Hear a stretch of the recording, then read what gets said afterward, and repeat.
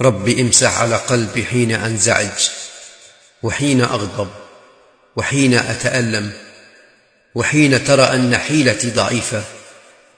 يا رب هب لي من لدنك فرحة، فإن لا قوة لقلبي إلا في التوكل عليك. اللهم إني أسألك سؤال الواثق بك، الطامع في كرمك، المقصر في حقك، الراجي لرحمتك، أن تهب لنا من لدنك عفوا وهداية وتوفيق. اللهم إنا نحمدك سرا وجهرا، ونشكرك محبة واختيارا. اللهم ارزقنا الجنة، واحجب عنا بعفوك النار. اللهم هب لنا من رحمتك وفضلك ما تسعد به قلوبنا، وتشرح به صدورنا، وتيسر به دروبنا، وتنفس به كروبنا، وتغفر به ذنوبنا. اللهم اكتب لنا محو الذنوب، وستر العيوب، ولين القلوب،